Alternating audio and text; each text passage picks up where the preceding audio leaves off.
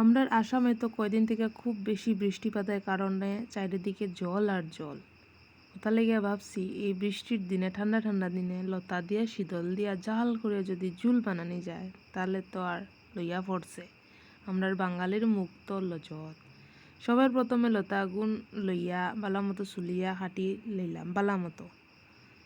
এরপরে লতা আগুন 2-3 বার বালামতো খসলাইয়া দইয়া সিদ্ধ বোয়ানির লেগে কড়াইত গরম জল দিয়া ওগুর মধ্যে লতা আর লেবু দিলাম তাতে গলা না চুলকায়।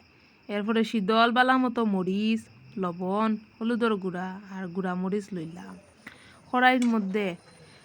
কড়াই গরম করিয়ে শীতল লবণ বালা মতো খসলাইয়া খাটা ফালাইয়া কড়াই দিলাইলাম। দিয়া একটু উতলানির লগে লগে খাটাল বিচি দিলাইলাম। খাটাল বিচি তো আমরার বাঙালির জান প্রাণ। এরপরে রসুন আর বেশ করে মরিচ পালা মতো কুটি নিলাম। পালা মতো কুটবা যাতে মুখ রসুনের টুকরা না পড়ে একবারে চেঁচিয়া ওগুন ও শীতলর জুলে লতা সিদ্ধ লতা দিয়া এরপরে রসুন আর কাঁচা মরিচ দিয়া বালা মতো লাড়িয়া ওগুর মধ্যে হলুদ মরচর গুঁড়া লবণ দিয়া বালা মতো সিদ্ধ করিয়া ডাকি দিলাই। ডাকার পরে তো হয়ে গেল শীতল দি লতা দিয়া কাটল দিয়া জুল। এর মাঝে আমি 2-3টা কাঁচা মাছ ভাজাও ঢুকাইছি যাতে বালা মতো স্বাদ হয়।